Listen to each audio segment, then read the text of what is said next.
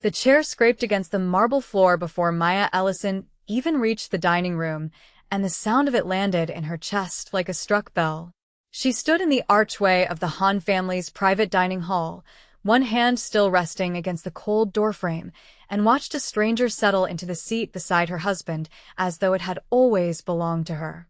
The woman was young, dressed in ivory silk that caught the chandelier light every time she moved, her dark hair swept into a knot secured with a jade pin Maya recognized because she had once been offered one just like it as a wedding gift from the same family jeweler. She placed her hand on Min Junhan's forearm with the casual ownership of someone repeating a familiar gesture, and he did not pull away. Maya's pulse spiked, but her feet did not move. 3 years of marriage into the Han family had taught her exactly how much a misstep cost in this house, and a scene in front of 12 members of Seoul's most dangerous bloodline was not a mistake she intended to make standing in a doorway. Maya. The voice belonged to Grandmother Han, seated at the head of the table in her customary black, her spine straight despite her 83 years, her eyes already fixed on the empty space where a wife's chair should have been. Come in. Seat. But there was nowhere to sit. The mistress occupied the seat directly beside Min Jun, the place Maya had held at every family dinner since the day she married into this house, and 12 pairs of eyes now turned toward her, waiting to see what she would do about it. Maya had married Min Junhan for reasons the tabloids never got right.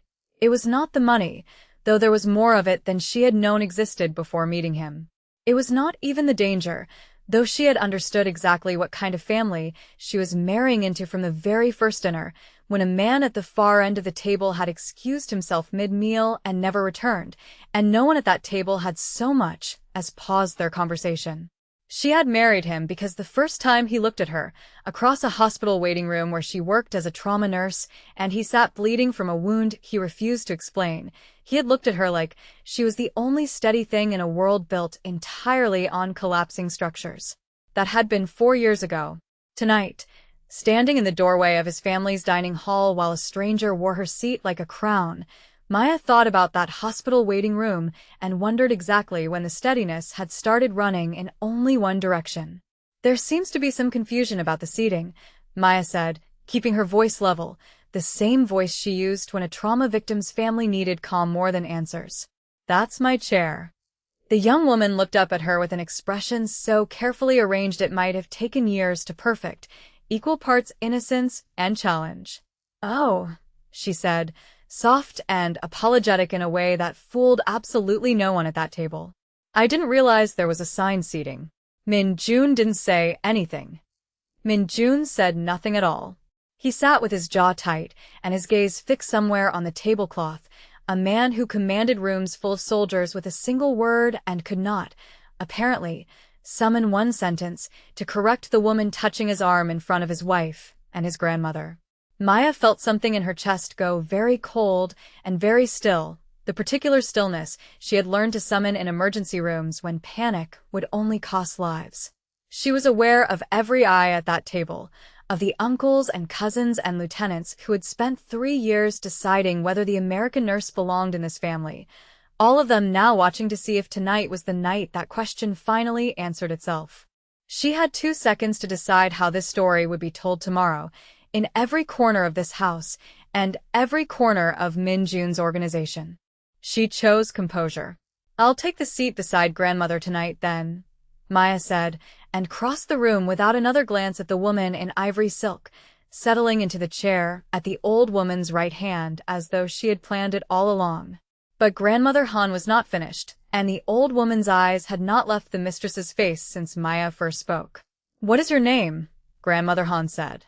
Her voice was quiet, the way a blade is quiet before it moves. Yuna, the young woman said, some of her composure slipping now that the room's true authority had turned its attention on her. Yuna cho. I'm a friend of Min Jun's. A friend, Grandmother Han repeated, and let the word sit in the air long enough for its inadequacy to become obvious to everyone at the table. You are sitting in the seat of the wife of my grandson, wearing a hairpin that belongs to this family, touching him at a dinner where his actual wife stands unseated in her own home. Tell me again what kind of friend you are, and choose your words very carefully this time. The silence that followed had weight, the specific density of a room where everyone present understood exactly what was happening except, perhaps, the man at the center of it, who still had not lifted his eyes from the tablecloth. Maya sat very still, her hands folded in her lap, and let herself feel, for the first time since walking through that archway, the full shape of her own humiliation. She had built a life inside this family through sheer competence and careful patience, had learned the hierarchy of every cousin and lieutenant, had earned the old woman's respect one quiet act of loyalty at a time. She had done everything right. And still she was the one standing in doorways while another woman wore her chair. "Grandmother," Min-jun said finally, his voice low, and something in it made Maya's stomach twist, because it did not sound like the voice of a man about to defend her. It sounded like the voice of a man managing a delicate situation, careful and diplomatic, the exact tone he used with rival factions he did not yet trust enough to threaten. "This isn't the place." "This is exactly the place," Grandmother Han said, and now her voice rose, sharp enough that two of the younger cousins actually flinched in their seats. "This is your family table, Min-jun Han. This is where loyalty is decided and betrayal is punished. Do not tell me it is not the place. Tell me instead why this woman is touching your arm as though she is the right, and why your wife has been standing in a doorway for the last 2 minutes waiting for you to notice." Maya watched her husband's face for something, anything, some flicker of the man who had once sat bleeding in a hospital chair and looked at her like she was the only thing keeping the world from tilting off its axis. What she found instead was a careful, practiced blankness, the same face he wore during business negotiations, and the recognition of it landed harder than any accusation could have. "Yuna is helping coordinate the shipment negotiations with the Osaka contacts," Min-jun said. "She's been staying at the estate this week for security reasons." "Security reasons," Grandmother Han said, and the disbelief in her voice could have stripped paint from the walls. "She is sitting in your wife's chair with her hand on your arm, and you call it security. Do you think I raised a fool, Min-jun? Do you think 83 years in this family taught me nothing about the difference between security and a woman warming a bed she has no right to?" The dining hall had gone utterly silent now, every fork stilled, every conversation abandoned, 12 members of the Han family watching the scene unfold with the particular attention people reserve for moments they know they will be asked to recount later. Maya felt the heat crawling up her neck, humiliation twisting into something sharper, something closer to fury, though decades of training in emergency medicine kept her spine straight and her hands folded and her expression unreadable. Yuna's composure had fully abandoned her now, her hand finally sliding off Min-jun's arm as though it had suddenly grown too hot to touch. "Grandmother Han, I promise you, nothing improper has happened. I would never disrespect this family." "You are disrespecting this family right now," Grandmother Han said, "simply by continuing to sit in that chair while I am speaking to you. Get up." Yuna did not move, frozen in the particular paralysis of someone who has never before been directly confronted by consequences. "I said," Grandmother Han repeated, and this time her voice cracked across the room like a slammed door, loud enough that even the household staff, waiting near the kitchen entrance, visibly startled. "Get up." Yuna rose from the chair so fast it nearly toppled backward, her face draining of color, and stood there in the center of the room with nowhere to go, and every eye in the house fixed on her. The staff along the far wall had gone as still as the family at the table, none of them daring to move a serving dish or refill a single glass, while Grandmother Han's voice still hung in the air. Maya was aware of every detail in the room with the same heightened clarity she carried into a trauma bay during a mass casualty call, the chandelier light too bright, the scrape of Yuna's chair legs against marble still echoing faintly in her ears, her own pulse steady now in a way that surprised her. Maya felt something shift inside her own chest, watching the old woman defend a claim Maya herself had not been given the chance to make. It was not comfort exactly. It was something closer to clarity, the sudden sharp understanding that whatever this dinner had started as, it had become something else entirely, a reckoning that had been building far longer than the last 5 minutes suggested. "Now," Grandmother Han said, turning her attention fully back to her grandson, and her voice dropped again into that quiet, blade-sharp register that Maya had learned to fear more than any shout. You will tell this table exactly what has been happening in this house while I was in Busan visiting your aunt, and you will tell it now, in front of everyone, because I suspect several people at this table already know, and I am tired of being the last to learn the truth in my own home. Min Jun's jaw worked once, twice, and for the first time since Maya had entered the room, she watched real fear move behind his eyes. Not fear of any rival, not fear of any federal investigation or territory dispute, but fear of the small, fierce woman at the head of the table who had raised him after his own mother died and who had never once, in 28 years, been wrong about anything that mattered inside these walls. "It isn't what it looks like," Min Jun said, and the words came out smaller than anything Maya had ever heard him say. The powerful, controlled boss of the Han organization suddenly sounding like a boy caught in a lie he had not prepared an answer for. "Then tell me what it looks like," Grandmother Han said. "Because from where I am sitting, it looks like my grandson has humiliated his wife at her own family table, in front of people who are supposed to respect her because they respect him, and I would very much like to hear the version of this story, where that is not exactly what happened." Maya sat perfectly still through the silence that followed, watching her husband search for words he did not have, and something inside her that had been slowly closing over the last several months, some quiet, patient hope that things would simply resolve themselves if she stayed steady long enough, finally and completely shut. She had spent 3 years being the calm one, the one who smoothed tensions between rival cousins at family gatherings, the one who sat quietly through territory negotiations she did not fully understand because her husband asked her to be present as a show of unity, the one who learned Korean business etiquette well enough to never embarrass him in front of his associates, who studied his family's history and rituals until she could navigate them better than some of the cousins who had grown up inside them. She had done all of that, and tonight, she had walked into her own home to find another woman sitting in her chair while her husband said nothing. "I don't need you to explain anything to the table," Maya said, and her voice came out steadier than she expected, cutting cleanly through the tension the way a scalpel cuts through tissue that has been waiting too long to be opened. "I need you to explain it to me. Alone. After this dinner is finished." Every head at the table turned toward her now, surprise evident on more than one face, because in 3 years of family dinners, Maya Ellison Han had never once raised her voice or contradicted her husband in front of his family. She had always understood, instinctively, the particular currency of respect this family traded in, and had spent every dinner carefully earning her share of it. Tonight, she spent all of it at once. "Maya," Min Jun said, and there was something in his voice now that sounded almost like relief, as though her anger were easier to face than his grandmother's disappointment. "Not now," Maya said. "You had every opportunity tonight to say something, to correct her when she sat down, to defend me when your grandmother asked you a direct question. You said nothing 3 separate times, in front of your entire family. I am not interested in an explanation performed for an audience.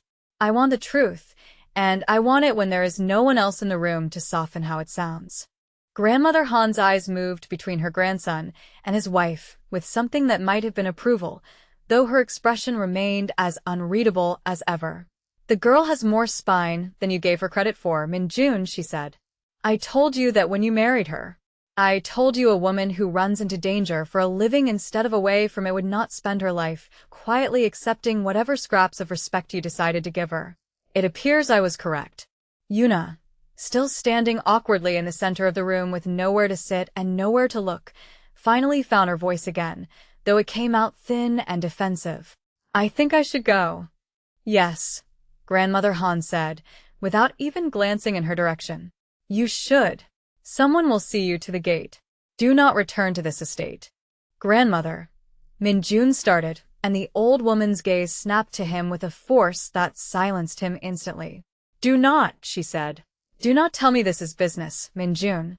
I have run this family's business side by side with your grandfather, and then alone after he was gone, for longer than you have been alive. I know exactly what business looks like, and it does not look like a woman's hand on your arm at a family dinner. It does not look like her wearing family jewelry. And it certainly does not look like my grandson's silence while his wife stands humiliated in a doorway. You will walk Yuna to her car yourself, and then you will come back to this table, and you will sit across from your wife, and you will begin explaining, because I am not finished, and neither is she. The dinner resumed in fractured pieces after that, the remaining family members picking at food no one had appetite for anymore, conversation limited to careful, quiet exchanges that skirted around the enormous silence at the center of the table, where Maya sat with her back straight and her hands folded, waiting. Min-Jun returned 11 minutes later, his expression carved from the same careful stillness he wore during negotiations with men who wanted him dead, and took the seat directly across from Maya rather than beside her, as though even he understood he had not earned the right to sit close tonight. I need everyone to give us the room, Maya said, and it was not a request, and after a moment's hesitation, Grandmother Han rose first, gesturing sharply for the rest of the family to follow, until the dining hall emptied out and left only Maya and her husband facing each other across a table set for a dinner that had never actually been eaten. How long? Maya said. Min-Jun did not pretend to misunderstand the question. 3 months. It started as business. The Osaka negotiations were falling apart, and Yuna's family has connections there that I needed. It was never supposed to become anything else. But it did. Yes, Min-Jun said, and the honesty of it, delivered flatly and without excuse, hurt more than any lie could have. It did. Maya felt the last remaining fragment of hope she had been carrying, unacknowledged even to herself, finally break apart completely. She had married a dangerous man with open eyes, had accepted the violence and the secrecy and the constant careful navigation of a world built on loyalty and consequence, because she believed that whatever else this family required of her, her husband's loyalty to her specifically was not negotiable. Tonight had proven otherwise. You let another woman sit in my seat, in front of your entire family, and you said nothing, Maya said. That is the part one cannot get past, Min-Jun. Not the affair, though God knows that alone should be enough. It's that when the moment came to choose, publicly, which woman belonged at your side, you chose silence. And silence is still a choice. I panicked, Min-Jun said. I didn't know how to fix it without making it worse. You didn't try to fix anything, Maya said. You sat there and let your grandmother do the work you should have done the second Yuna touched your arm. I don't need you to fix this, Min-Jun. I've spent 3 years learning how to survive inside a family that eats its weak members alive, and I did it without you rescuing me even once. I don't need rescuing now either. I need to know whether you actually want a marriage, or whether you want a wife who is convenient and quiet while you decide who else gets to sit beside you. Min-Jun was silent for a long moment, and when he finally spoke, something in his voice had changed, stripped down past the careful diplomatic register he used with everyone else in his life. I've spent my entire adult life being told that feeling anything too deeply is a weakness the wrong people can use against me. My father taught me that. It is the reason my mother is dead, because she loved him openly and their enemies used that love as a door straight into this family. I learned to keep everyone at a careful distance because distance is safety. I did that with you too, without meaning to, and I let something happen with Yuna because it required nothing of me. It was easy in the specific way that everything with you has never been easy, because everything with you actually matters. That is not an apology, Maya said. That is an explanation for why you hurt me. Those are different things. I know, Min-Jun said. I am not finished. I am sorry, Maya. Not for the negotiations, not for needing Yuna's family connections. I am sorry that I let a woman who required nothing of me sit in the chair that belongs to the only person in this house who has ever asked me to actually be present instead of simply performing control. I am sorry I chose the easier silence tonight instead of the harder truth. You do not deserve a husband who only finds his courage when his grandmother forces it out of him. Maya studied his face across the table, searching for the practiced diplomatic blankness she had learned to distrust over the last hour, and found instead something rawer, something that looked almost like the man from the hospital waiting room 4 years ago, bleeding and frightened and looking at her like she was the only steady thing in his collapsing world. I am not going to pretend tonight did not happen, Maya said. I am not going to sit at that table again and act as though nothing changed. If we are going to survive this, you do not get to manage me the way you manage rival factions. You do not get to decide what I need to know and what stays comfortably hidden. I understand, Min-jun said. I don't think you do, Maya said. Not yet. But I intend to make sure you learn. The door to the dining hall opened before Min-jun could respond, and Grandmother Han stepped back inside, her sharp eyes moving between the two of them with the particular assessment of a woman who had spent decades reading rooms full of dangerous men and had never once been wrong about what she found there. Well, the old woman said, has my grandson finally remembered how to speak honestly to his wife, or do I need to sit down again and remind him a second time? He's getting there, Maya said, and something in the dry precision of her tone startled a short, surprised laugh out of the old woman, the first genuinely warm sound Maya had heard from her all evening. Good, Grandmother Han said, settling into the chair beside Maya, the same chair Maya herself had claimed earlier when there had been nowhere else to sit. Because I did not survive 50 years in this family, buried 2 husbands and outlived 3 rival organizations, just to watch my grandson throw away the one woman in this house who has never once needed protecting. You saved his life once, did you not? In that hospital, before any of this began. I stabilized a gunshot wound and refused to report it to the police, Maya said. He calls that saving his life. I call it doing my job and making a very poor decision about who to fall in love with afterward. A poor decision that built an entire wing of the Busan Children's Hospital your husband funds anonymously, Grandmother Han said, and negotiated peace between 2 territories that had been at war for a decade before you married into this family, simply by being the one person at every table too honest to lie to either side. Do not sell yourself short, Maya Ellison Han. You are not a convenient wife.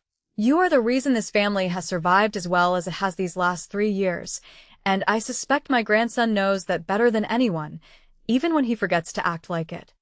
Min-jun looked at his grandmother, then at Maya, and something settled in his expression, a decision arriving slowly but completely. I want to earn back what I lost tonight, he said. Not with words. I know words are cheap after what happened. I want the chance to show you, over time, that the silence tonight was the last time I choose the easy thing over you. That will take longer than one conversation, Maya said. I know, Min-jun said. I am not asking for one conversation to fix it. I am asking for the chance to try. Maya sat with that for a long moment, feeling the weight of the last hour settle into something she could actually examine rather than simply survive. She thought of the hospital waiting room 4 years ago, of the quiet, terrified man bleeding through a jacket he refused to remove, of the version of him that had existed before power and fear taught him distance was safety. She thought of 3 years spent earning a place in this family through patience and competence, only to watch it nearly stripped away in one careless dinner because her husband forgot, for one crucial hour, that loyalty required more than convenience. I'm not leaving, Maya said finally. But I am not going back to being quietly patient either. If you want this marriage to survive what happened tonight, you do not get to manage me anymore. You include me, completely, in everything that touches this family, this business, and this house. No more careful distance disguised as protection. You start treating me like your equal instead of your convenient, quiet wife, or there will not be a second chance after this one. Agreed, Min-jun said, without hesitation, and something in the immediacy of it told Maya he understood, finally, exactly how close he had come to losing something he could not simply purchase or negotiate back. There was one more thing Maya needed before she could let the night close over the wound it had opened. The Osaka connections, she said. The reason you told your grandmother Yuna was here. Was any of that true, or was the business simply the door she used to get into this house? Min-jun's jaw tightened, and for a moment Maya thought he might reach for the same careful diplomatic distance he had used all evening. Instead he exhaled, slow and deliberate, and gave her the truth without softening it. Some of it was true. Yuna's uncle does hold territory near the Osaka docks, and the negotiations were real. But I have run this family long enough to know when someone is offering more than they're asking for in return. I let the ambiguity stand because it was convenient. I told myself I would deal with it later. Later never came until tonight forced it. Then let me deal with it now, Maya said, and something in her voice made Min-jun go very still. If her uncle's territory matters to this family's business, I want to know exactly what she reported back to him every night she stayed under this roof. A woman who touches another man's wedding ring finger while pretending to discuss shipping routes is not only interested in shipping routes. It took her most of the following morning, 3 cups of coffee gone cold on her desk, and a quiet conversation with the head of household security, a broad-shouldered man named Tae-sung who had never once doubted where his loyalty belonged, to confirm what her instincts had already told her at that table. Yuna Cho was not simply a woman who had overstepped a professional boundary. She was the niece of a man who had spent 2 years trying to find a crack in the Han family's foundation wide enough to slide a blade through, and the affair, however genuine Min Jun's guilt over it might have been, had also been engineered from the other side as a way to gather exactly the kind of intimate household intelligence that no outsider could otherwise obtain. Maya laid the findings out on the dining table that evening, the same table where she had been humiliated 3 weeks earlier, and watched her husband's expression harden into something cold and absolute as he read through the timeline she had assembled, the pattern of Yuna's questions about security rotations, about which lieutenants traveled with Min Jun and which stayed behind, about the exact nights the estate ran with a reduced guard during quarterly audits. She was never just careless with her hand on my arm, Min Jun said quietly, understanding arriving the way it always did in this family, too late and all at once. She was mapping this house. I don't think she planned to fall for you, Maya said. I think that was the one part of the assignment that got away from her family's control. But it doesn't change what she was sent here to do, or what she gave her uncle every time you let her stay another night without asking why she needed to. Min Jun's hands had gone very still on the table, the particular stillness Maya recognized now as the calm before he made a decision that would not be reversed. You found this in one morning. My own security division missed it for 3 months. Your security division was looking for men with guns, Maya said. I was looking for a woman who wanted something and was patient enough to wait for it. Those are different kinds of threats, and this family has always been better prepared for the first kind than the second. Grandmother Han watched the exchange with quiet satisfaction, then rose from her chair with the deliberate slowness of a woman who had outlived every storm this family had ever weathered and intended to outlive several more. Good, she said. Now. Someone tell the kitchen to bring out fresh food, because everything on this table has gone cold, and I refuse to end tonight on an empty stomach after finally getting my grandson to behave like the man I raised him to be. 3 weeks later, the Han family gathered again for the monthly dinner, and this time, when Maya walked through the archway into the dining hall, her seat beside Min Jun sat empty and waiting, exactly where it belonged. He rose when she entered, an old-fashioned courtesy he had never before extended at a family dinner, and pulled her chair out himself in front of every cousin and lieutenant at that table, a small, deliberate gesture that said more than any speech could have. The uncle's operation near the Osaka docks had quietly folded 2 weeks earlier, its shipping contracts absorbed by associates loyal to the Han family, its influence in the region reduced to nothing worth mentioning at any future dinner. No one at the table needed the details explained to them. In this family, consequences arrived without announcement, and the empty chair where Yuna might once have sat was explanation enough for anyone paying attention. What had changed, more than territory or contracts, was the way Min Jun carried himself in rooms that used to belong only to him. He no longer made decisions about his wife's place in this family, in his business, in his own house, without her sitting directly across from him first. He had learned, in the weeks since that dinner, that the woman who once stabilized a stranger's gunshot wound in a hospital hallway was the same woman capable of unraveling an infiltration his entire security division had missed for months, and that the distance he had once mistaken for protection had only ever made both of them weaker. Grandmother Han watched the exchange from the head of the table, a faint, satisfied smile touching her mouth as Maya settled into her rightful seat, and Min Jun's hand found hers beneath the tablecloth, steady and certain in a way it had not been in months. To the family, Grandmother Han said, raising her glass, her sharp eyes moving deliberately to Maya. And to the woman strong enough to make sure it remembers what loyalty actually means. Maya lifted her own glass, meeting her husband's eyes across the table, and understood that whatever else this family and this dangerous world required of her, she had finally claimed something no one would ever again try to take without a fight. Her seat, her place, her voice in a house that had once expected her to simply be grateful for the space it allowed her. She had learned that in this family, silence was never neutral, and she intended never to be silent again. If Maya's story hit you right in the chest, make sure you hit that subscribe button so you never miss the next dangerous, slow-burning drama waiting for you right here. Drop a comment and tell me the exact moment you wanted to stand up and cheer, whether it was grandmother's command to get up or Maya finally demanding the truth. And give this video a like if you believe every woman deserves a family and a table willing to fight for her seat. New stories are coming soon, so stay close, because in this world, the quiet ones are always the most dangerous to underestimate.